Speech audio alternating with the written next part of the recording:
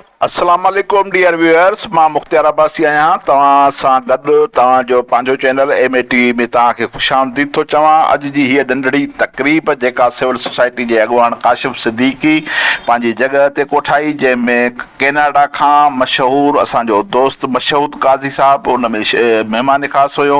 उन में जनाब अयाज़ लतीफ़ पलीजियो साहब, जनाब ज़ुल्फ़कार हाले पुट साहब, साईं प्रोफेसर इस्माइल कुंबर साहब ऐं ॿिया तमामु घणा दोस्तनि उन में शिरकत कई। उन में तमामु घणियूं काराइतियूं ॻाल्हियूं थियूं, ख़ासि करे हीअ त सिंध जा जेकी बि बेरोज़गार नौजवान आहिनि उहे ऑस्ट्रेलिया, कैनेडा, यूरोप जे मुल्कनि में कीअं अचनि, उते कहिड़ो रोज़गार करे सघनि था, उते कहिड़ा धंधा करे सघनि था, उन्हनि जे लाइ तमामु वॾियूं हिकिड़ियूं काराइतियूं ॻाल्हियूं उहे मशहूद काज़ी साहिब ॿुधायूं आहिनि, अयाज़ लतीफ़ पली जे ॿुधायूं आहिनि। अचो त हिननि खे दोस्तनि खे तफ़सील सां जेको आहे सो ॿुधूं ऐं हिन वीडियो खे महिरबानी करे पंहिंजे समूरनि नौजवान दोस्तनि ताईं जेको आहे सो पहुचायो त यूरोप में कहिड़ा मौक़िया आहिनि सिंधी माण्हुनि जे, सिंधी नौजवाननि खे उते जेको आहे सो नौकिरियुनि जा ऐं मुख़्तलिफ़ कमनि जा। तंहिंजे करे अचो त हिन खे पाण तफ़सील सां ॿुधूं ऐं ॿियनि समूरनि नौजवाननि ताईं हीअ वीडियो जेको आहे ज़रूरु पहुचायूं। महिरबानी, अचो त ॿुधूं। अस्सलाम वालेकुम दोस्तों, हिन वक़्तु असांजे हिकिड़े इंतहाई प्यारे नौजवान दोस्त काशिफ़ सिद्दीकी साहब, जेको सिंध जे सिविल सोसाइटी जो हिकिड़ो उभरंदड़ रहनुमा आहे ऐं समाज सुधारक आहे, उनजी जाइ ते वेठा आहियूं जिते कैनेडा मां आयल असांजे इंतहाई ॿिए प्यारे दोस्त मशहूद काज़ी साहब जे मान में चांहि जी पार्टी आहे, जंहिंमें इंतहाई प्यारा दोस्त असांजा हिते मौजूदु आहिनि। ऐं ॿुधाईंदो हलां हितां जेको मूंखे हिन वक़्तु रिकॉर्ड पियो करे उहो अदा मुख्तियार अब्बासी पाण आहे।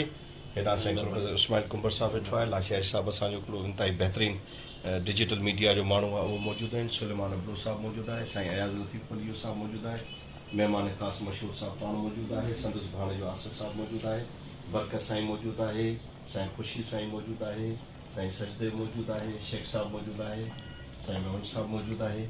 त हाणे साईं ही रिकॉर्डिंग इन करे पिया कयूं त हिन रिकॉर्डिंग खां पहिरीं हिकिड़ी इंफॉर्मल सेशन पियो हलियो त अयाज़ लतीफ़ साहब जो ख़्यालु हो त गजूं था, हितां हुतां जूं काफ़ी ॻाल्हियूं कयूं था, पर जेके दोस्त ॿाहिरां अचनि था कुझु उन्हनि जी स्पेसिफिक सोसाइटी जे हवाले सां कुझु गुफ़्तगू थिए ताकी कचहरी लाभाइती थिए, ऐं जेके मौजूदु न आहिनि अगरि उन्हनि ताईं सोशल मीडिया जे ज़रिए इहा गुफ़्तगू पहुचे थी त उन्हनि लाइ बि कंहिं कारज में अचे असांजी उहा गुफ़्तगू या उहो सिलसिलो। त अयाज़ साहब जेको सुवालु पहिरीं इंफॉर्मली कयो, हाणे मां खेसि गुज़ारिश कंदुसि त उहो फॉर्मली फ्रेज़ करे ऐं मशहूर साहब खां पुछे ताकी वरी असां मशहूर साहब खां पुछूं त छा हाल आहे। साईं अयाज़ साहब। महिरबानी हाले पुट साहब। मुख्तियार अब्बासी साहब काफ़ी वक़्त खां असां हिक ॿिए सां राब्ते में रहिया आहियूं। अब्बासी साहब जो ख़्वाहिश रही आहे, मुंहिंजी बि ख़्वाहिश रही आहे त तफ़सीली कचहरी कजे।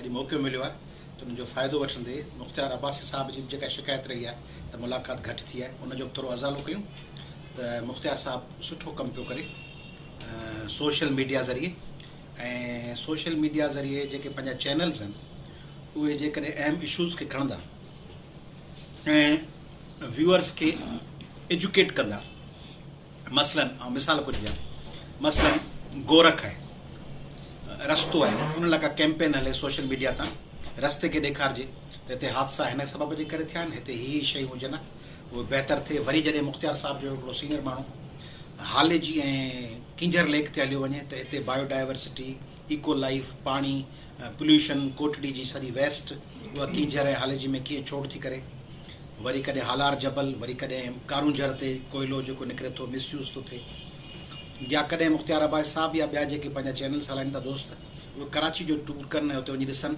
त छा कराची में पुलिस जी कोटा ते किन ॿियनि सूबनि जा माण्हू त कोन भर्ती थियल आहिनि जेके कराची में आहिस्ते आहिस्ते सिंधी पुलिस ऑफिसर्स घटिजंदा वञनि या कांस्टेबल्स घटिजंदा वञनि, इन क़िस्म जा इशूज़ ॾिसणु खपनि। वरी किथे को अफ़गानी अचे त उहो ॾिसजे थो इलीगल इमिग्रेशन त कोन पई थिए, इहे सभु इशूज़ आहे। इलीगल इमिग्रेशन वॾो थ्रेट आहे पंहिंजे सिंध जे सॼी डेमोग्राफी खे तब्दील करे सघे थो जेकॾहिं अफ़गाननि ते कंट्रोल न थियो।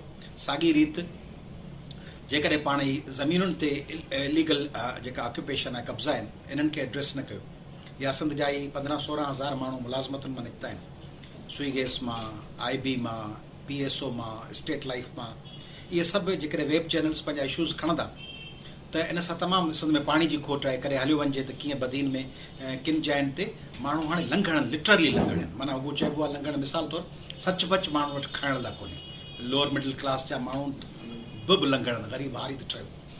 हाणे इन सॼी शइ में तव्हां असांजा केतिरा उर्दू स्पीकिंग पंजाबी पख्तून भाउर ॾिसंदो त पख्तूनख्वा जा जेके बैकवर्ड इलाइक़ा आहिनि उतां उहा निकिरी आस्ते आस्ते पेशावर मर्दान वॾनि शहरनि में अचनि पिया ऐं कराची अचनि पिया।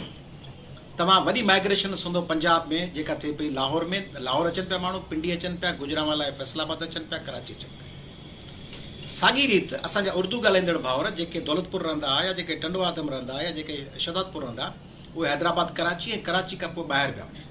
त दुनिया जे जिन मुल्कनि में आउं वञा थो तमामु घणो ट्रैवल करे थो, मशहूद साहब ज़ुल्फ़िकार आलेपोटो साहब तमामु घणो ट्रैवल करे थो, आउं बड़ी कंपेरेटिवली कुझु ट्रैवल कया थो, ऐं 5 कॉन्टिनेंट्स में वियो आहियां। त उते घणो करे तव्हांखे असांजा पंजाबी ॻाल्हाईंदड़ भाउर नज़र ईंदा, पश्तो ॻाल्हाईंदड़ भाउर नज़र ईंदा, उर्दू ॻाल्हाईंदड़ भाउर नज़र ईंदा। सिंधी ऐं बलोच तव्हांखे ॻोल्हे कोन लॻंदा, हूंदे ई कोन, आई कोन। पाण ॾाढा ख़ुशि आहियूं 100 फैमिलियूं आहिनि फलाणे शहर में, 50 फैमिलियूं न्यू जर्सी में आहिनि, 20 फैमिलियूं कैनेडा में आहिनि, उहे 8 में लूण। उनजे भेट में पाकिस्तानी कम्यूनिटी ह्यूस्टन में वञी ॾिसंदो, जेका नॉन सिंधी कम्यूनिटी असांजी, उहे भाउर आहिनि असांजा पाकिस्तानी सभु भाउर आहिनि, उहे ॾिसंदो उहे त लखनि में आहिनि। पंहिंजे हिंदू असांजा जेके भाउर हुआ इंडिया में विया, उन्हनि खां सिखो। उहे उल्हासनगर, अहमदाबाद, गांधीधाम, उते जे कारोबारनि ते छांइजी विया ऐं उते सॼी ऐं ईमानदारी सां हक़लाल जी रोज़ी में छायल आहिनि, मुंबई ते छायल आहिनि। पर जेके पंहिंजा सिंधी जा मुस्लमान भाउर 1947 खां पोइ उहे एकड़ बेकड़ विया ई कोन, ॿिया माण्हू विया। सॼी दुनिया में सिंधी आहिनि ई कोन। पाण जो ख़ुशि पिया थियो न, खंदियूं पिया हणूं, उहो 1% बि कोन्हनि ॿियनि जे वेट में कंपेरिजन में। हाणे मशहूद साहब जेको आयो आहे उनखां मूं सुवालु इहो पुछियो सवेल, सो वरी चयोसीं मुख़्तियार साहब चयो, आलेपोटे साहब चयो त हुनखे फॉर्मल रंग ॾियो। त हाल मुंहिंजो सुवालु आहे त जीअं असांजे सिंध जे नौजवाननि जी तरबियत ते ॿुधाइण वारो केरु कोन्हे, या ॿुधाइण वारा उहे आहियूं जेके ख़ुदि उन फील्ड जे बारे में घटि ॼाणो। जेको माण्हू उतां थी आयो, जो सर्जन जे बजाए कोइक पियो ॿुधाए त इलाजु कहिड़ो कराए, होम्योपैथिक डॉक्टर ॿुधाए पियो या हकीम पियो ॿुधाए एलोपैथी जो, होम्योपैथिक जो ॿुधाइणु खपे। त हाणे जेको माण्हू रहे थो कैनेडा, उहो ॿुधाए, मशहूद वेठो आहे हिते ऐं इल्म सां एजुकेशन सां हुनखे तमामु घणी दिलचस्पी आहे। उनखां मुंहिंजो सुवालु मुख़्तसिर आहे, हीउ रुॻो इन करे तफ़सील सां ॻाल्हायो अथमि जो मुख़्तियार साहब सां मूंखे तफ़सीली ॻाल्हि ॿोल करणी हुई, जेका हुनजी ख़्वाहिश हुई ऐं मूं उनखे कुझु वक़्तु खां टाइम कोन ॾेई सघियोसि, त मूं चयो उनजो अज़ालो करे तफ़सील सां ॻाल्हायां। त मशहूद साहब खां मुंहिंजो सुवालु इहो आहे त कैनेडा या ऑस्ट्रेलिया या अमेरिका जेॾा माण्हू वञनि था, उहे उते छो वञनि? सिंध जो यूथ, हिकु वञे त कीअं वञे, ॿ ऐं उते वञण सां हू सिंध खे, पंहिंजे मुल्क खे, पंहिंजी कम्यूनिटी खे कीअं सर्व कंदो, उनजा एडवांटेजिस हुनखे इंडिविजुअल ते मिलंदा, पर सॼे कुटुंब खे, पाड़े खे, ॻोठ खे कीअं मिलंदा, उनजो कॉन्क्रीट तरीक़ा कहिड़ा आहिनि। ऐं उते अमेरिका, कैनेडा, यूरोप में रहंदड़ ख़ुदि सिंधी कम्यूनिटी उन्हनि जी कहिड़ी कहिड़ी मदद करे सघे। ज़ाहिर पैसे जी मदद कोन कंदा, ज़ाहिर डिग्रियूं उहे कोन वठी ॾेई सघंदा, कागज़ त पाण तयारु करणा पवंदा, टिकेटूं पाण भरणियूं पवंदियूं, पर उहे वञनि कीअं, उते शुरूआत में नौकिरी या एजुकेशन कीअं ॻोल्हीनि, उन में कहिड़ी कहिड़ी हेल्प ऐं रहनुमाई थी सघंदी, उनजे बारे में मुख़्तसिर असांखे गाइड कयो। वॾी महिरबानी आहे मां ऐं मुख़्तियार भाउ तव्हांजी, वॾी महिरबानी। तव्हांजा प्रोग्राम ॾाढो शौक़ु सां ॾिसंदो। पहिरीं त असां मज़ाक में वेठे चयोसीं, पर सची ॻाल्हि इहा आहे त तव्हां सिंध जा जेके कोर इशूज़ आहियो उन ते तमामु सुठो ॻाल्हायो था ऐं इफेक्टिवली मैसेज खे कम्युनिकेट करियो था, अवेयरनेस पैदा करियो था माण्हुनि में, जेका हिन वक़्तु नीड ऑफ टाइम आहे, जो असांजे माण्हुनि खे ख़बर पवणु घुरिजे त असांजा कोर इशूज़ कहिड़ा आहिनि ऐं उन्हनि जे रेज़ोल्यूशन जे लाइ असांखे छा करणु घुरिजे। अयाज़ भाउ जेको सुवालु पुछियो आहे ॾाढो क़ीमती सुवालु आहे ऐं इहो अक्सर दोस्त इहो पुछंदा बि आहिनि। त जीअं मूं पहिरीं चयो त असां सिंधियुनि में हिकिड़ी जेका बाय बर्थ का हिकिड़ी सोच रही आहे त असां हिते रहूं, सिंध में रहूं, पंहिंजे घर खे वेझा रहूं, सरकारी नौकरियूं करियूं ऐं असां वटि मयार स्टेटस जो सरकारी नौकरी रहियो आहे कंहिं दौर खां वठी। मूंखे अॼु बि यादि आहे त जॾहिं 1999 में आऊं कंप्यूटर ग्रेजुएट थियसि, असांजे ॻोठ वारे इलाइक़े में वियसि त उते हिकिड़े ज़मीनदार मूंखां पुछियो त साईं तव्हां छा कयो आहे? मूं चयो त आउं कंप्यूटर इंजीनियर थी वियो आहियां। त मूंखे चई त साईं तव्हां इरीगेशन जा SDO कॾहिं थींदा? हाणे मूं चयो इरीगेशन, आउं इंजीनियर आहियां, इरीगेशन जी SDO जोड़े। चई साईं असांजे नज़र में जे तव्हां SDO इरीगेशन न आहियो माना तव्हां कुझु बि कोन आहियो, तव्हां कुझु पढ़िया ई कोन आहियो। त हीअ जेका असांजी जेका माइंड सेट आहे उन माइंड सेट खे चेंज थियण जी ज़रूरत आहे ऐं इहो ई आउं चवां थो त असां सिंधियुनि जे जेका बहितरी जे लाइ आहे त असांखे एजुकेशनल इनेबलमेंट खपे, नंबर 1 ऐं नंबर 2 असांखे हिन क़िस्म जा जेके पाण फॉर्मल इनफॉर्मल प्रोग्राम्स करियूं था उन में असांखे पंहिंजे नौजवाननि खे रहनुमाई ॾियणी आहे त तव्हां पंहिंजे अंदरि कहिड़ियूं क्वालिफिकेशन्स पैदा करियो जो तव्हां ॿाहिरीं दुनिया सां कॉम्पीट करे सघो। अॼु त असां हिन वक़्तु इन स्ट्रगल में आहियूं त असीं कराची जे हिकिड़े उर्दू स्पीकिंग माण्हूअ सां या पंजाबी सां हिकिड़े प्रोफेशनल सां कहिड़े तरीक़े सां कॉम्पीट करियूं, छाकाणि जो असांजे अंदरि अञा उहे क्वालिफिकेशन्स तक कोन आयूं आहिनि। असांजा ॿार यूनिवर्सिटी मां ग्रेजुएट थी निकिरनि था, उन्हनि में कॉन्फिडेंस जी तमामु सख़्तु कमी हूंदी आहे, उन्हनि जी कम्युनिकेशन स्किल्स खे इन टोटेलिटी जेकॾहिं ॾिसो त market representation J point of view खां तमामु लो उन्हनि में कम्युनिकेशन स्किल्स आहिनि। ॿियो जेको असांजो यूनिवर्सिटीज़ जो जेको प्रॉब्लम रहियो आहे उहो इहो आहे त असांजो करिकुलम तमामु ऑब्सलीट थी चुको आहे। असां ॿारनि खे थ्योरिटिकल घणो पढ़ायूं था ऐं प्रैक्टिकल अप्रोच असांजी आहे कोन। तॾहिं असांजो ॿारु जॾहिं इंडस्ट्री में वञे थो त उहो उन्हनि ॿारनि सां जेके प्रैक्टिकल अप्रोच सां पंहिंजी पढ़ाई वठी आया आहिनि उन सां कॉम्पीट नथो करे, छाकाणि जो मार्केट जूं डिमांड्स कुझु ॿियूं आहिनि, असां पढ़ियो कुझु ॿियो आहे। अॼु बि जेकॾहिं असां आयासीं भाई इंजीनियरिंग जो तव्हां सिलेबस खणंदा न त तव्हांखे digital image processing, signal analysis in क़िस्म जा तव्हांखे सब्जेक्ट्स मिलंदा कंप्यूटर जे फील्ड जे अंदरि, जॾहिं त दुनिया cyber security, data machine learning, data science ख़बर न आहे किथे पहुची चुकी आहे। पर असां अञा उन हिकिड़े फॉल्स पैराडाइम में रहूं पिया। त हिकिड़ो त असांखे पंहिंजो उन एजुकेशन सिस्टम खे अपग्रेड करिणो आहे ऐं पोइ सुवालु अचे थो त तव्हां इंटरनेशनली पंहिंजो पाण कीअं कॉम्पीट करियो। त जेकॾहिं असां जीअं पाण त अयाज़ भाउ बिल्कुलु सही ॻाल्हि कई त असां जेकॾहिं ॿाहिरिनि मुल्कनि में वञूं था, कैनेडा में, अमेरिका में, त असांखे पंजाब जो, पख्तूनख्वा जो या कराची जो उर्दू स्पीकिंग माण्हू वधीक मिलंदो, सिंधी तमामु घटि आहे। ऐं मूं इहो बि नोट कयो आहे त असां सिंधी पंहिंजो पाण जे अंदरि पंहिंजे हिकिड़े नंढे स्फीयर में ॾाढा ख़ुशि हूंदा आहियूं। माना असांखे जेकॾहिं का गेट टुगेदर बि करणी हूंदी न त असीं जेकॾहिं 40 ॼणा गॾु वेठा हूंदासीं त असीं ख़ुशि हूंदासीं त हाणे असांखे ॿियो केरु न खपे। जॾहिं त असांजी सोच वाइब्रेंट हुजणु घुरिजे ऐं डाइवर्सिफाइड सोच हुजणु घुरिजे त असीं पंहिंजी सोशल नेट खे कहिड़े तरह इफेक्टिवली वधायूं, छाकाणि उन जा मल्टीपल फ़ाइदा आहिनि। हिकिड़ो त असां हिक ॿिए खां सिखूं था ऐं ॿियो असांखे पंहिंजे कमियुनि जी ख़बर पवे थी त असांजे अंदरि कहिड़ियूं उणायूं आहिनि जिन्हनि खे असां रिज़ॉल्व करे हिकु बहितर इंसान बि थी सघूं था या हिकु पंहिंजे मुल्क जे लाइ हिकु बहितर कारआमद सिटीज़न बि थी सघूं था।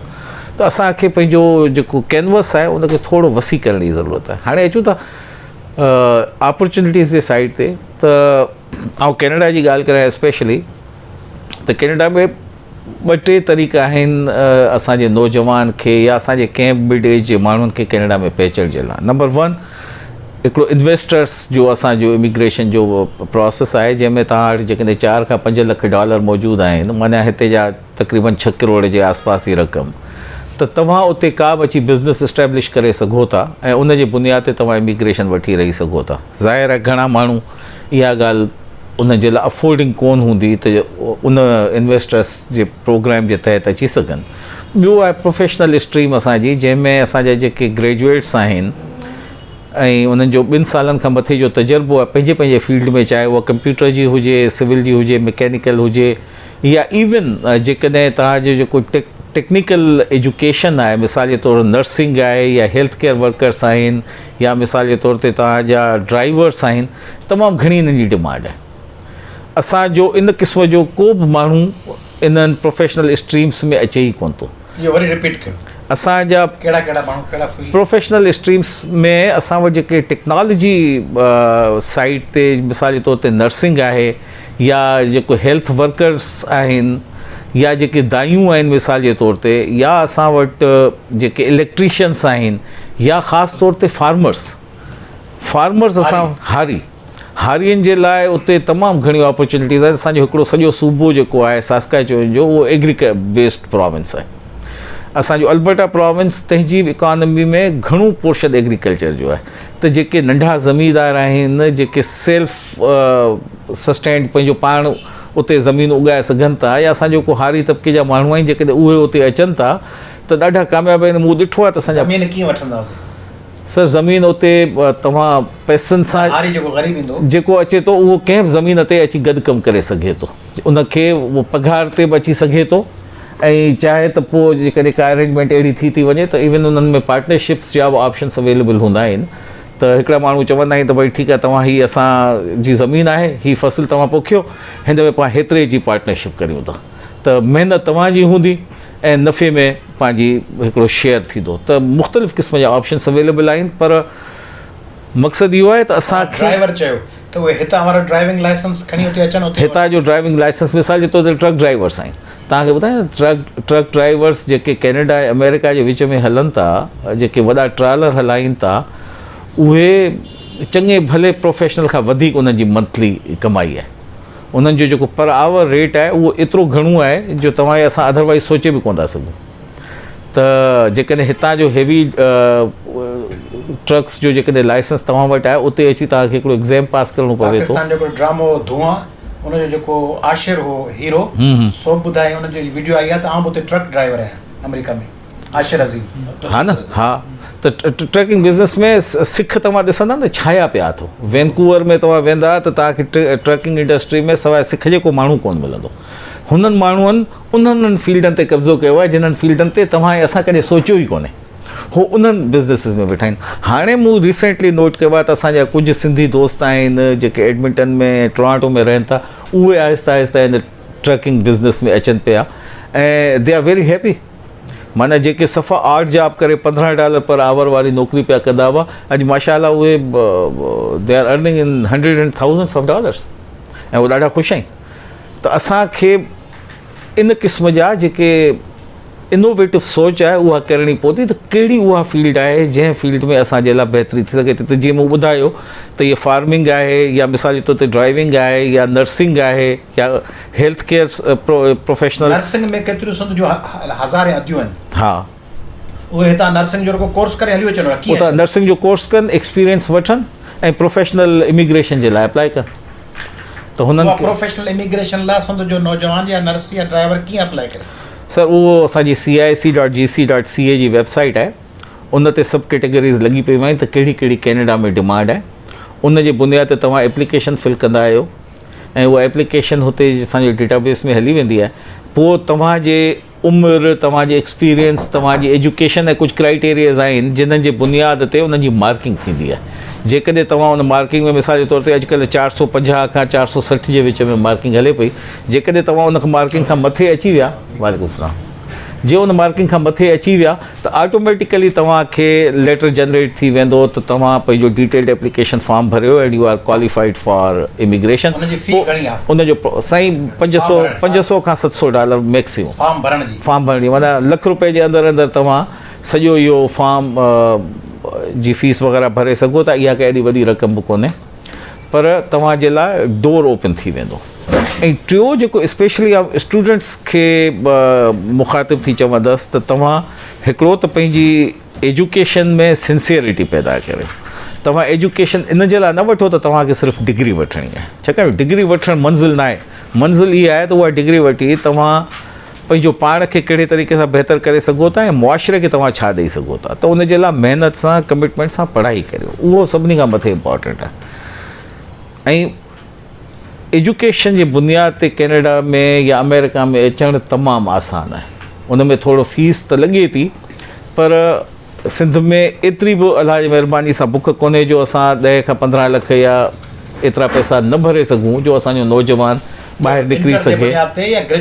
ग्रेजुएशन ॿिन्ही बुनियादनि ते तव्हां अची सघो था। असांजा जाम सारा पंहिंजा सिंधी हाणे मूं ॾिठा आहिनि त अचनि था, इंटर करे ग्रेजुएशन अची कैनेडा मां कनि था। ऐं उन में बेनिफिट इहो आहे त तव्हां जेकॾहिं बैचलर्स 4 साल जो प्रोग्राम कैनेडा में कयो त उन खां पोइ 3 साल कैनेडा जो तव्हांखे वर्क परमिट ॾींदो, 3 सालनि जो लाज़मी, जंहिंमें तव्हां कैनेडा में रही करे नॉर्थ अमेरिकन एक्सपीरियंस गेन करे सघो था। ऐं जीअं ई तव्हांजो 2 सालनि जो एक्सपीरियंस थियो त तव्हां बेसिकली क्वालिफाई करे सघंदा पंहिंजो पाण खे इमिग्रेशन जे लाइ अप्लाई करण जे लाइ। यानी कि तव्हां कैनेडा में वेठा आहियो ऐं तव्हां इमिग्रेशन लाइ कैनेडा जी अप्लाई पिया करियो ऐं पोइ तव्हां परमानेंट रेज़िडेंट बि थी विया। ग्रेजुएट आहिनि मेहरान यूनिवर्सिटी जा, लम्स जा, इंजीनियरिंग जा, IB जा, BBA जा, या लॉ जा, या कंहिं बि फील्ड जा, उहे ग्रेजुएशन सां गॾु ॿियो छा खपंदो उन्हनि खे अप्लाई करण लाइ? को टॉफल या को इंग्लिश जो कोर्स खपंदो छा?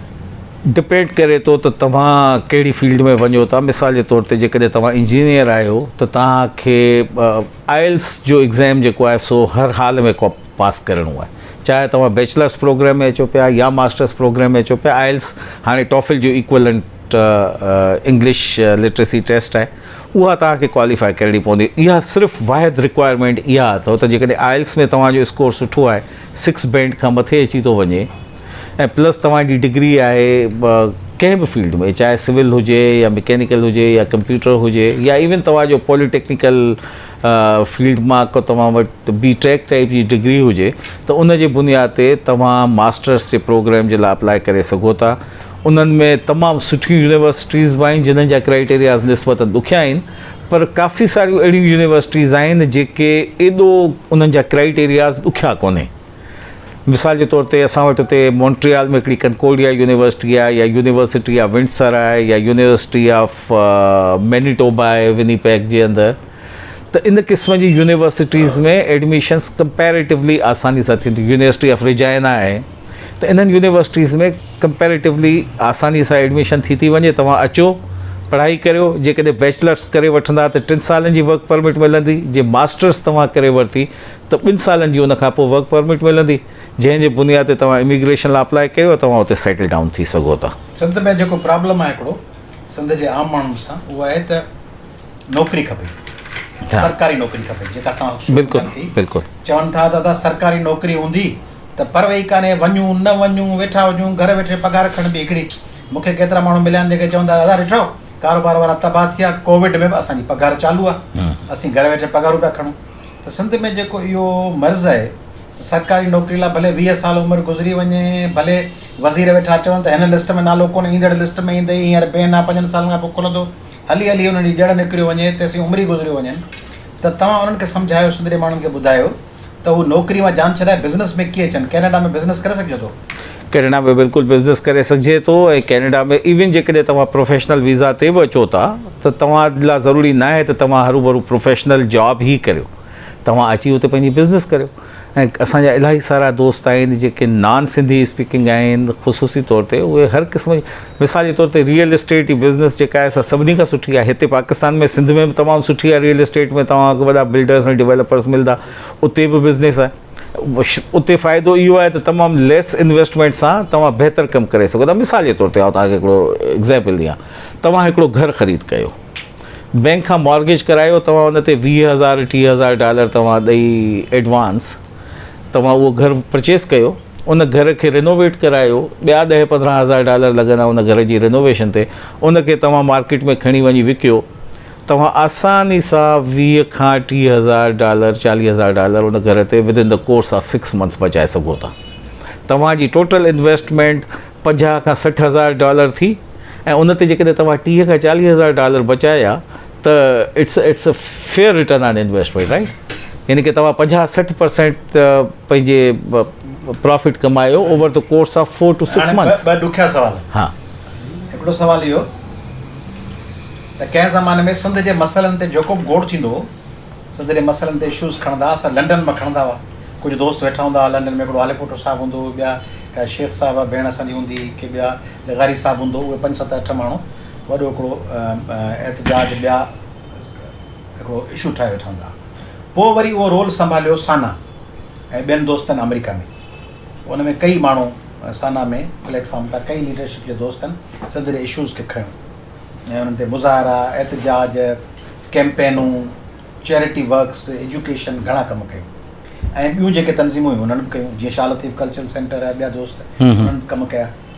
हाणे कैनेडा में असांखे अहिड़ी का ख़बर ॿुधण में कान ईंदी आहे, या ईंदी हूंदी त मूंखां मिस थी वेंदी हूंदी, त कैनेडा में कॾहिं सिंध जे मसइलनि जेको मुज़ाहिरो थियो हुजे, कैनेडा में टोरंटो में कॾहिं कल्चरल डे वग़ैरह कंदा आहियो, कैनेडा में कॾहिं सिंध जे इशूज़ जे हवाले सां के दोस्तनि सिंध जे मामलनि जो को लेटर जारी कयो हुजे, वज़ीर अज़म खे ख़त लिखियो हुजे कैनेडा खे त बाबा हिन मसइले में सिंध जे बैकवर्ड इलाइक़नि में गवर्नेंस या पाणी या करप्शन या ॿियो इशू ते कैनेडा में चुरपुर नज़र न ईंदी आहे, हिकिड़ी ॻाल्हि। ऐं ॿियो सुवालु हिन सां गॾु त मूं जेको शुरू में चयो त हीउ जेको माण्हू अचणु चाहिनि कैनेडा, उनखे तव्हांजी जेका सिंधी कम्यूनिटी आहे सा फाइनेंस खां सवाइ ऐं नौकिरी पकी वठी ॾियण खां सवाइ, छाकाणि इहे तव्हांजे वस में कमु कोन्हे, ॿी कहिड़ी गाइडेंस ॾेई सघे थी या मदद करे सघे थी? न, ॾाढो सुठो, ॾाढो सुठो।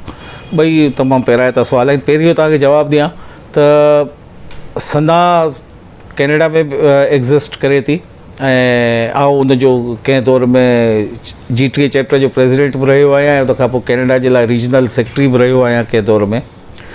ऐं हिन वक़्तु असांजी कैनेडा जी जेका पॉपुलेशन जंहिं तरीक़े सां सिंधियुनि जी वधे पई, असांजी जेको तरीक़ेकार आहे उहो इहो आहे त जॾहिं असीं माण्हू वधंदा आहियूं त असां ऑर्गेनाइज़ेशन्स बि ओतिरियूं वधायूं, छाकाणि जो असां लीडर घणा पैदा कया आहिनि ऐं वर्कर घटि पैदा कया आहिनि। इहो असांजे मुआशिरे जो हिकिड़ो अलमियो आहे जेको we are no different in Canada also.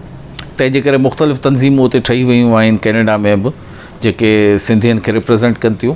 पर हाणे रिसेंटली सिंध जे इशू ते जॾहिं वॉशिंगटन DC में मुज़ाहिरो थियो हो त उन सां गॾोगॾु ऑटवा जेको असांजो कैपिटल सिटी आहे उते बि सना जे तरफ़ां मुज़ाहिरो थियो ऐं सना जो जेको टोरंटो चैप्टर आहे तंहिं बि मुज़ाहिरो कयो हो पाकिस्तान एम्बेसी जे ॿाहिरि।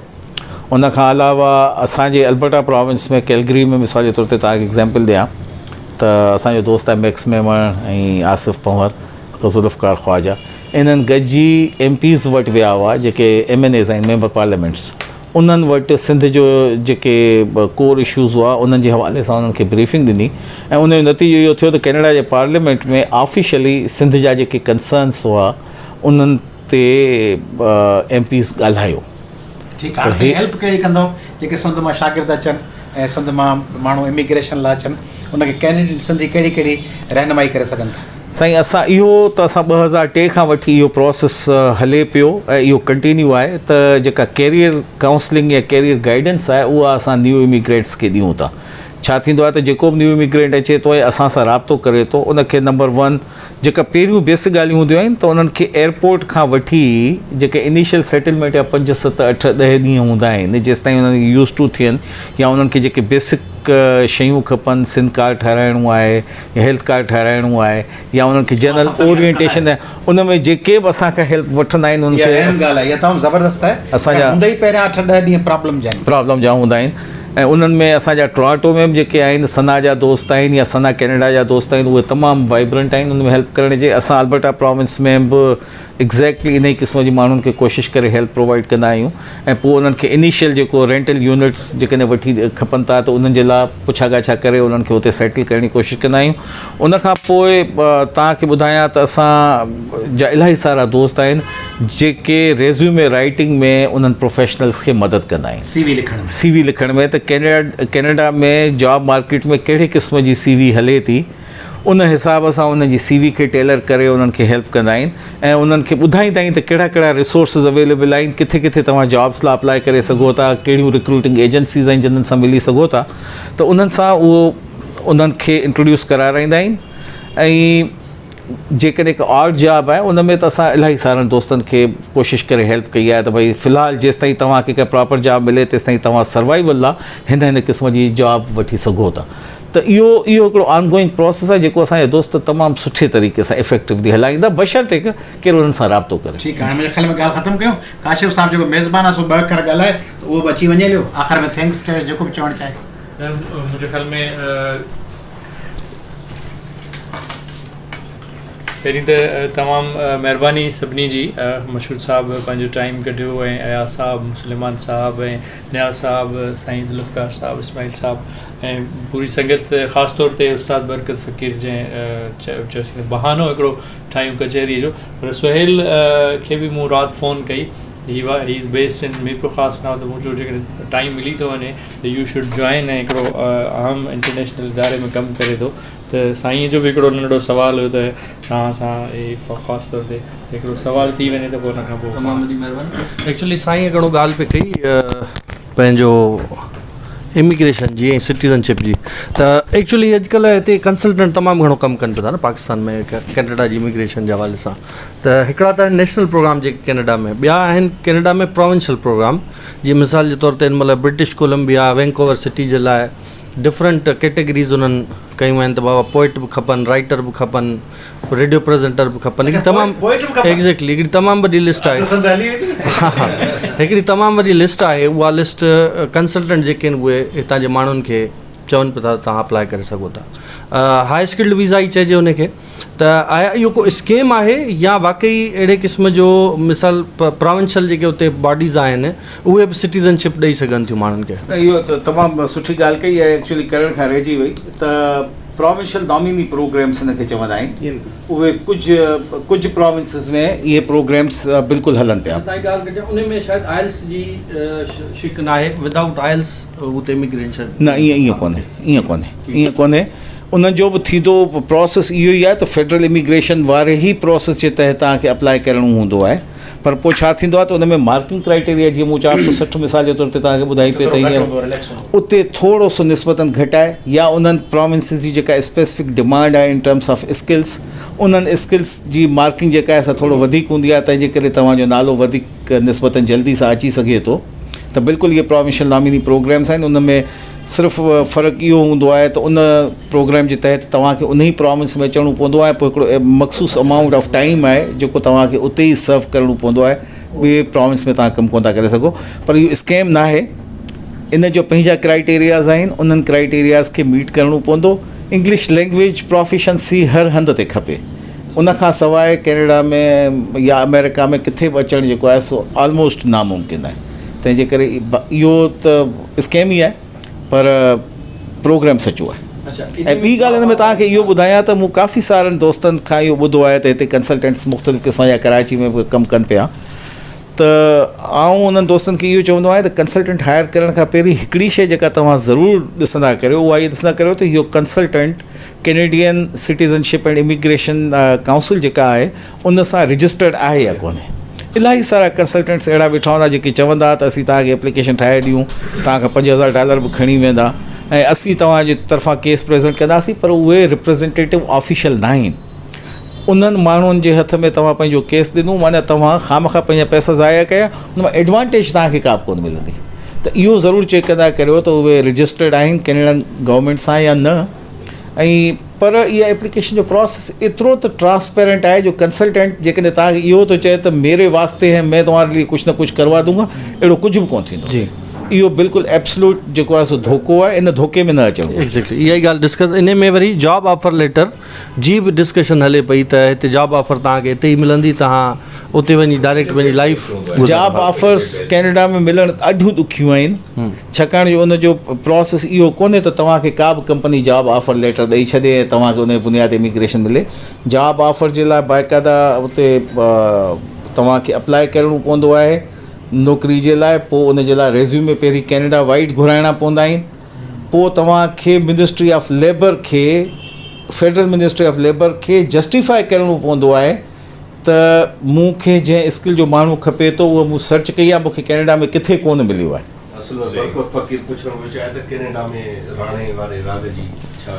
राणे वारे राग इहो यूनिक स्किल आहे, इहो यूनिक स्किल आहे। हिकिड़ो सवाल आहे,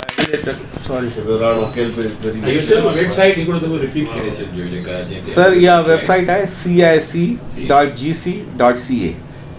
इन ते तव्हांखे इमिग्रेशन जे हवाले सां, सिटीज़नशिप जे हवाले सां सॼी इंफॉर्मेशन मिलंदी।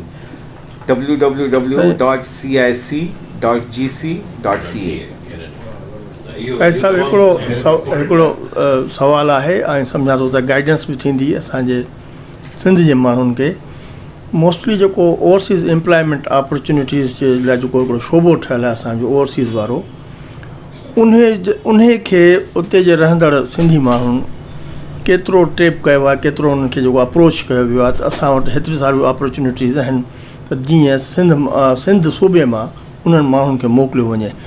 फॉर एग्ज़ाम्पल आउं तव्हांखे मिसाल ॾियां त असांजे गवर्नमेंट में साईं ख़ुर्शीद शाह बि मिनिस्टर थियो ओवरसीज़ जो, ईअं साईं सदरुद्दीन शाह बि मिनिस्टर थियो सिंध जो, ईअं वरी ॿियनि पार्टियुनि जा माण्हू बि मिनिस्टर थिया सिंध जा। पर उन जी भेट में जॾहिं असां डेटा कंपेयर कई त जेके ॿियनि सूबनि जा मिनिस्टर थिया, जीअं MQ मां फारूक सत्तार थियो या पंजाब मां मिनिस्टर थिया या KP मां थिया, उन्हनि मेजॉरिटी ऑफ द पीपल उन्हनि खे माइग्रेट मुख़्तलिफ़ हज़ारे माण्हू मोकिलिया। ऐं असांजे इन्हनि ॿिन्ही अवल त वठनि कोन था, वठंदा ॿिलो खातो या रेवेन्यू या अहिड़ा डिपार्टमेंट वठंदा, अगरि वरितऊं त इन्हनि जे हुननि ॿियनि जी भेट में इन्हनि जी जेका कारकर्दगी आहे सा असीं सम्झूं था त तमामु घटि आहे या न हुजण जे बराबरि आहे। त इन जे लाइ को तव्हां सम्झो था त कहिड़ी अप्रोच कई वई आहे उतां जे माण्हुनि खे या हितां जे माण्हुनि खे लिखियो वियो आहे त तव्हां ओवरसीज़ जेका मिनिस्ट्री आहे उनखे अप्रोच कयो? तमामु बहितरीनु ॻाल्हि तव्हां कई। ऐं मुंहिंजे ख़्याल में त असांजे अधु मुने खां मथे सिंधियुनि खे त इहा ख़बर ई कोन हूंदी त कोई इहा ओवरसीज़ जी का मिनिस्ट्री एग्ज़िस्ट बि करे थी या न ऐं उनजो रोल आहे छा। पक तव्हांजा असीं सभु रखी ॾिनो माल कबाब घटि न थींदी त असांजे माण्हुनि खे ख़बर ई न आहे त ओवरसीज़ मिनिस्ट्री आहे छा, उनजो जॉब डिस्क्रिप्शन कहिड़ी आहे ऐं असां कहिड़े तरीक़े सां उन मां बेनिफिट वठी सघूं था। हीअ तव्हां बिल्कुलु सही ॻाल्हि कई आहे त असांजा पंजाब खां जेके मिनिस्टर्स थियनि था ऐं KPK मां बि मूं ॾिठो आहे त उन ओवरसीज़ जे थ्रू इलाही सारा माण्हू गल्फ में मिडल ईस्ट में इन क़िस्म जे रीजन सऊदी अरेबिया में उन मां ॾाढो बेनिफिट वरितो अथनि। पर असां सिंधी ऐं ॿियो जेको हिकिड़ी जनरल शिकायत मूं ॿुधी आहे, मूंखे ख़बर न आहे त उहा केतिरे हद ताईं वैलिड आहे, तव्हां हिते मौजूदु आहियो, त ओवरसीज़ जूं जेके एडवर्टीज़मेंट्स अचनि थियूं उहे मोस्टली पंजाब जे अख़बारनि में अचनि थियूं ऐं सिंधी ज़बान जे अख़बार में त बिल्कुलु उहा अचनि ई कोन थियूं। असांजो माण्हू जेको आहे सो सिंधी ज़बान जी अख़बार पढ़े थो, काविश पढ़ंदो, अवामी आवाज़ पढ़ंदो, उन्हनि में इन क़िस्म जूं एड्स एटलीस्ट मूं ॿुधो कोन्हे त कॾहिं ईंदियूं आहिनि। तंहिंजे करे घणनि सारनि माण्हुनि ताईं जेके अपॉर्चुनिटीज़ अगरि आहिनि बि सही त उहे पहचनि ई कोन थियूं। उन जो तरीक़ो हीअ जेके वेब चैनल्स आहिनि, हा, इहे जेकॾहिं रोज़ या हफ़्ते में हिकिड़ो ॾींहुं सेशन कनि, मतिलबु मुख़्तियार अब्बासी सेशन करे, हिकिड़ो ॾींहुं दाऊद पोटे लाइब्रेरी या किथां अख़बारूं गॾु करे, उन में जेके ओवरसीज़ अपॉर्चुनिटीज़ हुजनि उहे कैमरा जे साम्हूं हाणे फोकस करे हिकिड़ो सॼो ॾींहुं प्रोग्राम हुजे हफ़्ते में ऐं सभु इश्तिहार सभु खणी, त उहो वरी उन ॾींहुं असांजा जा नौजवान उहो चैनल ॾिसनि, उहो सभु इश्तिहार कापी करे। इहो तमामु सुठो, brilliant idea, it's a brilliant idea, बिल्कुुलु इट्स नीड ऑफ टाइम। साईं इहो तव्हां ज़ुल्फ़कार साहब कंदो बस आख़िरी, ऐं ॿियो जेका कबाब जी ॻाल्हि हली उहा मां हिन में हणंदो साहब। हा हा, बाइका ते हणिजो। ज़ुल्फ़कार साहब कहिड़ी ॻाल्हि, कबाब एक्स्ट्रा ॾिजो। कबाब एजा शेख जो न कबाब उहा मां हिन में हणंदुसि, बल्कि हेठि गी आहे हुजे, हेठि गी आहे। शेख साहब कबाब खाधो या न ॾिसण लाइ ॾिसंदा। साईं मुंहिंजे ख़्याल में इलाही गुफ़्तगू थी वई आहे। हीअ रुगो आख़िरी नुक़्तो अहम आहे, हिन में आउं थोरो हिकिड़ो पर्सनल एक्सपीरियंस एड कयां। जॾहिं असांजे ख़ुर्शीद अहमद शाह 94 वारी हुकूमत में फेडरल मिनिस्टर फॉर ओवरसीज़ हो, तॾहिं मुज़फ़र चांडियो साहब असांजो हिकिड़ो नॉन राइटर आहे, उहो कराची ऑफिस जो इंचार्ज हो। पोइ हिकिड़े ॾींहुं उनजो फ़ोन आयो, चई त मूंखे कीअं करे 2 लख रुपया हथु करे ॾियो, ऑन द रिकॉर्ड आहे। पोइ ख़बर पई कोसर भट्टी साहब खे फ़ोन कई, हकीम मलिक खे, बाबा आहे छा मसइलो, का एमरजेंसी आहे? चई न, हिकिड़ियूं 30-40 नौकरियूं आहियूं आहिनि जिन जी बेसिक ट्रेनिंग 25,000 रुपये में कराची में थिए थी, मूंखे 50 छोकिरा ट्रेन करणा आहिनि। ईअं हुन 2-3 जेतिरा 2-2.5 साल हो, रोज़ु हुनखे थ्रेट ईंदा MQM जे पारां, ॿियनि माण्हुनि जे पारां, पर हुन तक़रीबन मुंहिंजी ज़ाती राय आहे त मुज़फ़र के 400-500 नौजवान सिंधी हितां कढिया। ऐं जेका साईं मशहूर साहब ॻाल्हि कई त एडवर्टाइज़मेंट उन ते जेॾीमहिल असां मुज़फ़र खां पुछियो त भला हीअ प्रोसेस आहे छा? चई जीअं डमी अख़बारुनि इश्तिहार पहिरीं ते थियलु हूंदो आहे PID में, त बाबा अॼु इश्तिहार निकिरे पियो मिसाल तो प्राइवेटाइज़ेशन कमीशन जो, त डमी अख़बारनि खे ॿुधायो वेंदो आहे त अॼु तव्हांखे अख़बार छापणी आहे, छाकाणि त इश्तिहार ईंदो। ईअं हिकिड़ा प्रॉक्सीज़ आहिनि EOBI ऐं इन्हनि ओवरसीज़ मिनिस्ट्री में, जेके टेंडरनि खां पहिरीं उन्हनि माण्हुनि खे चवंदा आहिनि त भैया भावलपुर के 20 लोग, कराची के 40 लोग, चारसदा के 30 लोग, 100 लोग तैयार करने, 2 महीना 3 महीना पहिरीं सॼी ट्रेनिंग करे छॾींदा आहिनि, पैसा भरींदा आहिनि, पोइ उन में कुझु कमीशन उन्हनि जेके तयारियूं था कनि उन्हनि खे, कुझु वज़ीर, कुझु अंदरि सिस्टम, पूरो हिकिड़ो अहिड़ो सिस्टम ठहियो पियो आहे जंहिंजी 70 सालनि खां सिंधियुनि खे का ख़बर कोन्हे। जेकर कंहिं सिंधी अप्लाई बि कयो, मुज़फ़र ॿुधाईंदो त जंग ॾिसी आयो बि मूं वटि, त उनखे हू चवंदा लेबर का सर्टिफिकेट है, उधर रजिस्टर्ड हो, उधर हो, उनखे एॾो पिनाईंदा जो 5 ॾींहंनि खां पोइ वरी वापसि हलियो वञे तलार बदीन जे ताम तंगवाणी में आयो हुजे। त हीअ सम्झां थो अया साहब इंतिहाई अहम सुवाल कयो सुलेमान साहब, ऐं साईं जवाबु ॾिनो त अया साहब जी इहा तजवीज़ बिल्कुलु सही आहे त जेके सफ़ा हिडन एरियाज़ आहिनि, पर उहे इलाही पोटेंशियल वारा एरियाज़ आहिनि जेके असांजे नौजवाननि जी एम्प्लॉयमेंट खे स्कोप ॾेई था सघनि। त मूं बि इहा ॻाल्हि कहिड़ी कई आहे, इन ते कुझु न कुझु सोचे कमु कबो। मुख़्तियार साहब त ऑलरेडी कमु थो करे, त अया साहब इहा ॻाल्हि बहितरु आहे त इन खे बि कजे, टेप कजनि शयूं, जेके शयूं अवेलेबल आहिनि उन्हनि खे फ़ौरन टेप कजे, उन में थोरो एफर्ट लॻंदो। ऐं आख़िरी ॻाल्हि इहा वरी रिपीट थो कयां त, जी प्लीज़, आख़िरी ॻाल्हि इहा थो रिपीट कयां त ॾाढी सुहिणी ॻाल्हि निकिती सवेल त हीअ जेॾीमहिल फ़ोटू वञनि था अहिड़नि तक़रीबनि जा, त इंतिहाई सुञाण माण्हू पोइ वरी कमेंट कंदा आहिनि दादा हेॾियूं बहितरीनु शख़्सियतूं वेठियूं हुयूं, गुफ़्तगू कहिड़ी थी, इहो त कुझु लिखो। हाणे जे सॼी गुफ़्तगू लिखूं त वरी 2 ॾींहं लॻी वञनि। त इहा तजवीज़ अया साहब जी इंतिहाई बहितरीनु आहे, जेका हाणे वरी जेके ॾिसंदड़ आहिनि उन्हनि खे चवां थो त तव्हां बि उन ते अमल कयो।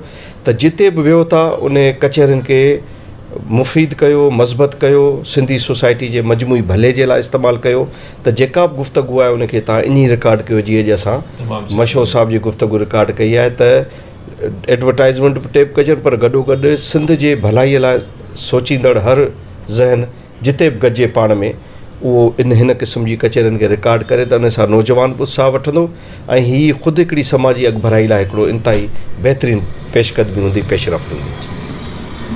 हाणे हिकिड़ी नंढड़ी ॻाल्हि जेका हालेपुट साहब ऐं मशहूद साहब ऐं सुलेमान साहब ऐं ॿियनि दोस्तनि खे हुनखे वधाईंदो हलां आख़िर में, त पाण ई ईंदो ख़ान पर आऊं बि कुझु अॻु भरी थियां, तंहिंजे करे जेको माण्हू इहो थो सम्झे त मूंखे कच्छ में खणी हंज में खणी घुमाईंदा, शयूं खाराईंदा, पोइ वञी मूंखे छॾे लंडन में छॾे ईंदा न्यूयॉर्क में, पोइ आउं हुते ॾाढा ठठ कंदुसि, उहे बेवकूफ़ आहिनि, कुझु कोन थींदो हिते वेठा हूंदा। मूं ज़िंदगी में के 30-40 माण्हू ॿाहिरि मोकिलिया आहिनि, ऐं पर मूं चयो को 15-20-50 हज़ार माण्हुनि खे चयो, कॉलेज में, स्कूल में, यूनिवर्सिटी में, हर जाइ ते, इंजीनियरिंग में। छा आउं वेंदो हुउसि जॾहिं 16-17 सालनि जो ॿाहिरि वञणु शुरू कयुमि, माण्हुनि जा सवाल कहिड़ा हूंदा आहिनि, पोइ मूंखे उते पक नौकिरी मिलंदी, मूंखे पक वीज़ा मिलंदी या वीज़ा जे पैसा ॿुॾी वेंदा? बाबा वीज़ा जा पैसा तूं मोबाइल ते ख़र्च थो करी, 15,000 रुपया वीज़ा जी फ़ी आहे या 12,000 फ़ी आहे, उहे जे ॿुॾी विया त छा थी पियो? ॿी ॻाल्हि त पोइ उते वेंदुसि त पोइ नौकिरी न मिली त पोइ पैसा ॿुॾी विया, बाबा ॿुॾी विया, ज़िंदगी में तजुर्बो कई, ज़मीन पोखी, 4 एकड़ पैसा ॿुॾी विया, ठहियो। हाणे हींअर जुनेद उमराणी नौजवान, उनखे मूं मोकिलियो, मूंखे चई जॉब मिलंदी, मुंहिंजो जॉब 70 सैकड़ो कोन मिलंदी, चई पोइ पैसा ॿुॾी वेंदा, मुंहिंजो 70 सैकड़ो ॿुॾी वेंदी, चई पोइ छा कयां, मुंहिंजो वञणु चई त वञ, पोइ हलियो वियो, हाणे फर्स्ट क्लास रियल एस्टेट जो बिज़नेस पियो करे। अशरफ बलोच पहिरियों दफ़ो वियो हुते, मूं चयोमांसि UK वञ, चईसि वीज़ा ई कोन ॾींदा, मुंहिंजो बाबा अप्लाई कर, चई ॾींदा ई कोन, मुंहिंजो अप्लाई त कर, अप्लाई कई, वीज़ा मिली वियुसि, हाणे कीअं वञा? पोइ लंडन में रामचंद भोराणी ऐं ब्रेडफर्ड में शायदि मैनचेस्टर में आपा सुरैया मखदूम, उन्हनि खे चयमि त हिनखे हिकिड़ो ॾींहुं रहिजो, उन्हनि वटि रहिया, कारोबार कई, नौकिरी कई, सेट थी हलियो UK अमेरिका। त जेको सिंधी इहो सम्झे थो त मूंखे सभु बंदोबस्तु, कुझु कोन बंदोबस्तु मिलंदो, जीअं सिख ऐं पश्तून वञनि था, गुरुद्वारनि में रहनि था, रस्तनि ते सुम्हनि था, धिका खाइनि था, केॾीमहिल उन्हनि वटि खाइण लाइ बि कोन हूंदो आहे, बसुनि में पिया धिका झलींदा आहिनि, माण्हू उन्हनि खे जेके सिंधी हितां वाक़ुफ़ु सम्झी वेंदा आहिनि से फ़ोन कोन खणंदा, केतिरा माण्हू उन्हनि खे रिस्पॉन्स कोन ॾींदा, ॻाल्हाइण खां इनकार कंदा। उहे सभु शयूं अॻु में ई ज़हन में रखनि, पोइ कोशिशि कंदा ऐं कामयाबु थी वेंदा, बाक़ी ठहियलु ठुकियलु कुझु कोन मिलंदो।